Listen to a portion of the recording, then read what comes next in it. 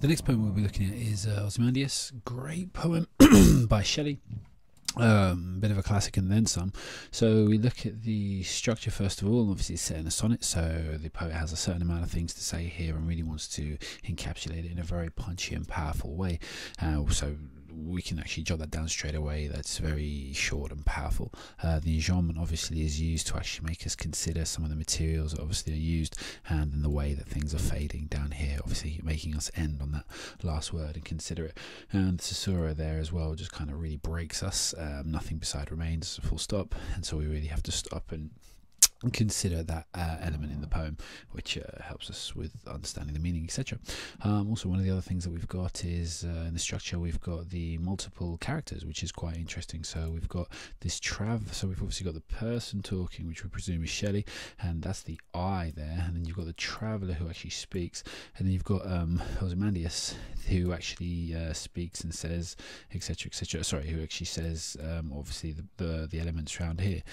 So obviously that's quite interesting to have a poem that's only a few lines long and yet still contain three different characters. So we move on then to the meanings. So it's the lessons of history, and this an interesting word if you do want to use it is peripeteia, which is basically the reversal of circumstances or things shifting. So it is one way and then it flips. So the idea here is that even though he's got this plaque there, look at my works, ye mighty and despair, obviously at the end of it it's half sunk and shattered, and it's a colossal wreck. So obviously that's completely turned around, a real change of fortune, and in literature that can be described as peripeteia, and hopefully that's something new to you.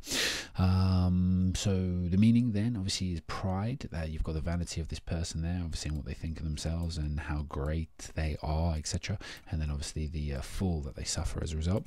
You also have the idea of reputations, what people think of themselves, and also the legacy, what he's actually leaving there. So obviously it's left as a colossal wreck, and the lone and level sands stretching far away basically mean that there is nothing left of what he thought, and as great as he thought he was, his legacy is meaningless, or all that's left for us is for us to mock. You've got the image of the statue. If we move on to images, you've got the image of the statue there. Obviously it's shattered, and it's got a wrinkled nip and a sneer, cold command, etc. And that's really powerful. It just kind of gives us this kind of really ugly statue, and then obviously this colossal wreck again. The oxymoron used is really powerful. You've also got the image of the traveller. So this is a person, even though it's just mentioned there, and all he does is speak to us. It's just this idea of someone moving through it from place to place. So someone who's actually learning and obviously spreading the knowledge. So that's quite interesting. And obviously you've got the image of the desert again. You know, just the lone and level at the bottom is quite interesting, and the lifelessness. That's that's really quite interesting, because obviously you've got the lifelessness here. The frown is obviously stamped as he manages to actually put it there, and you've also got everything being lone, level, and obviously it's a wreck, etc. And all that's actually left is words. There's not words on a plaque. It's not actually a live creature that's actually talking to us here. So you get a lot of lifelessness coming through, and especially when the desert's mentioned, etc. Then obviously there it's highlighted again as being very lifeless. So then we look at some of the language techniques. So we've got alliteration here in cold command, obviously, which really emphasizes how distant and dominating this person may well have been.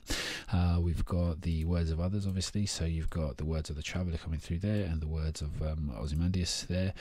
So that's obviously given us so many different personas again in the poem, so it gives us a lot of life even in this very short amount of time. You've got the use of the exclamation mark that is used there, so that obviously has the power in expecting us to be, as read, expecting us to be quite in awe or afraid of this. But obviously here it's just kind of moronic cluck that we're reading. It's nothing really worth paying any attention to, and it makes it all the more sad and desperate the situation.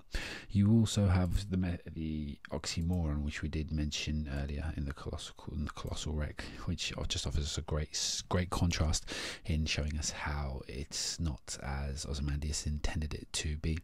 So what does it make us think about then? Well, it makes us think about powerful people, and obviously the kings, rulers, etc. And I suppose with the current political situation in the Middle East, with the uprising against people like Hosni Mubarak, etc., how will he be remembered, etc., and how was he remembered at certain times. I mean, obviously his picture was ripped from so many places within Egypt, and I think it's just an interesting comment to make. Obviously, if you just touch on it in your exam, don't go into a whole Egyptian political history, that will be something that gets you no marks. But if you just touch upon it, it just shows an awareness, etc.